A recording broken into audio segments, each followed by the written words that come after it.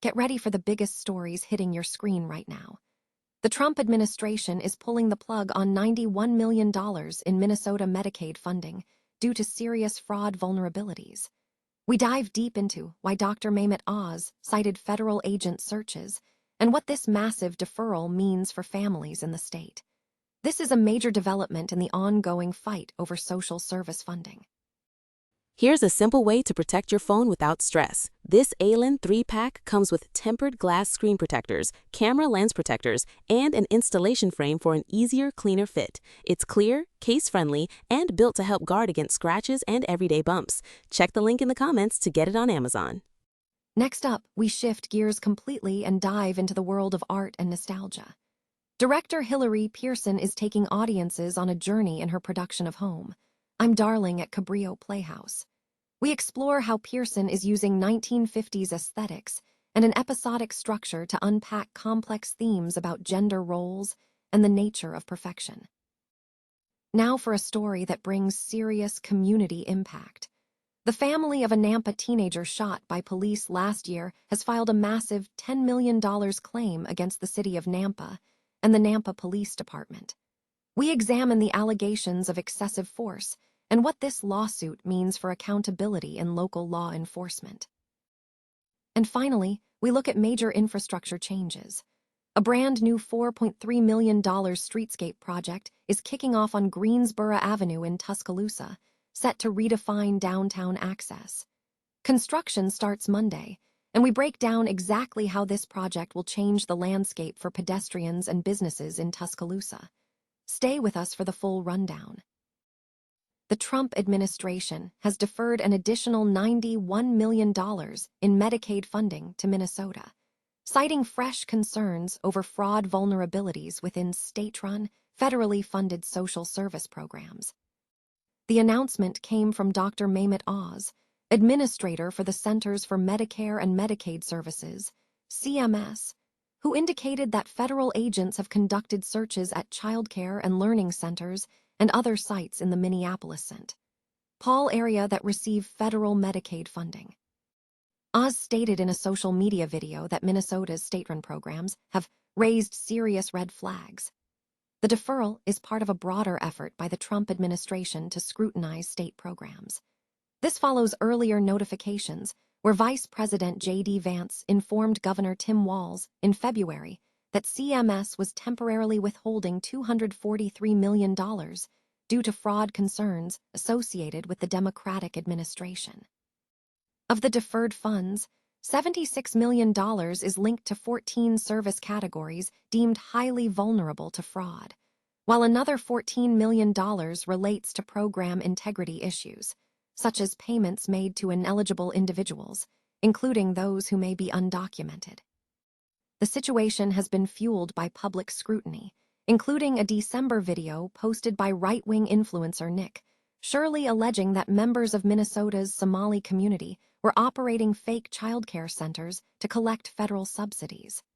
Although state inspectors dismissed these allegations, Oz cited the video in his justification for the funding deferral. Governor Walz characterized the action as part of a retribution campaign against Minnesota. He noted that the deferral adds to the $243 million previously withheld, which Minnesota had challenged in court, warning that the state might be forced to cut health care for low-income families. Walz, who later dropped out of the gubernatorial race, criticized the administration's approach, stating, "While Minnesota is working to stop fraud, the Trump administration is working to exploit it.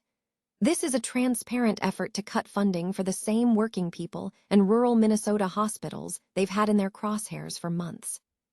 Conversely, Dr. Oz maintained that the action is focused on protecting taxpayer money, emphasizing partnership and accountability. He clarified that the deferral is not punishment, but a mechanism to ensure claims meet federal standards, requiring additional documentation for verification. The Minnesota Department of Human Services defended its record, asserting that it has been taking aggressive action for over a year to combat fraud and recover improper payments.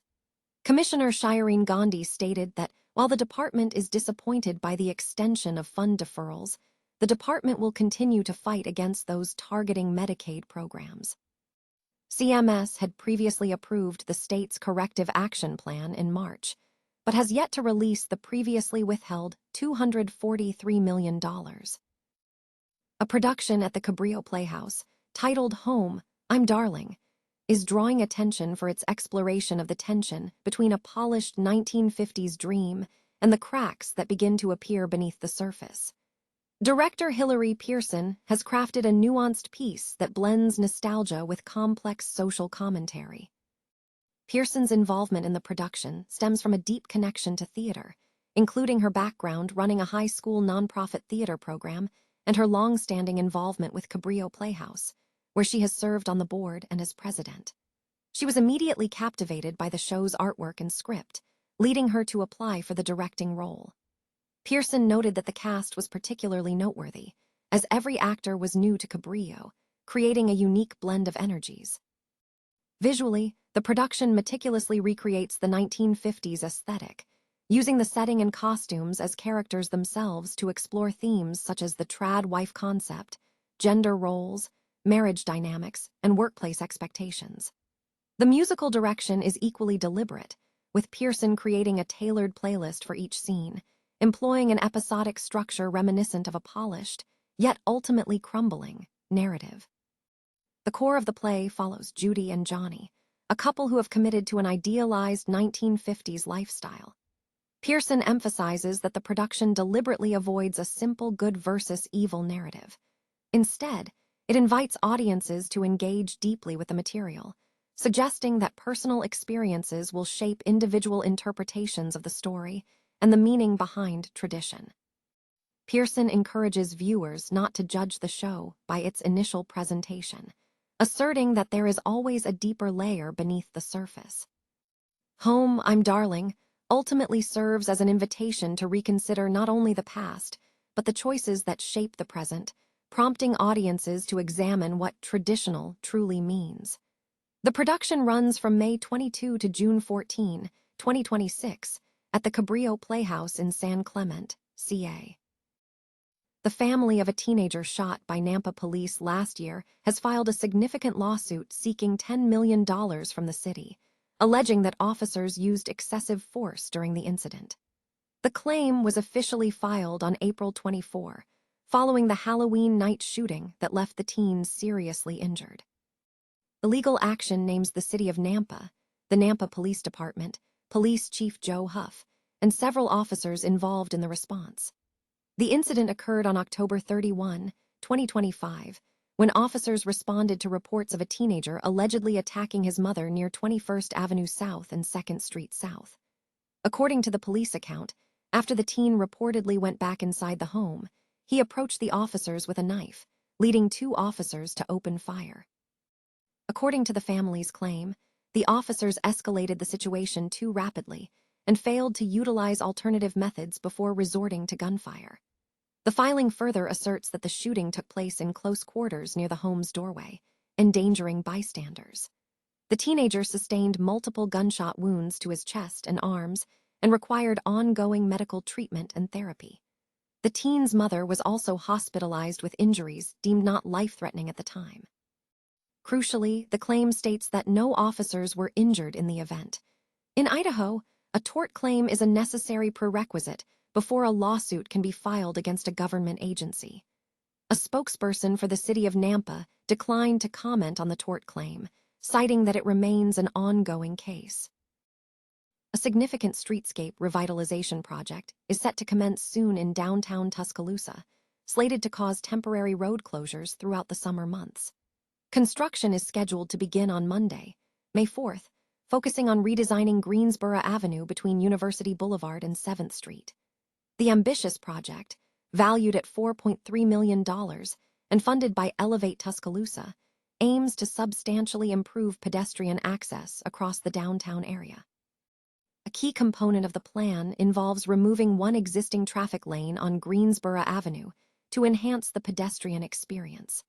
Officials anticipate that the entire project will be completed in time for the first home football game on September 5th. While road closures will be in effect starting May 4th, Pedestrian access to local businesses along the corridor is expected to remain open throughout the construction period.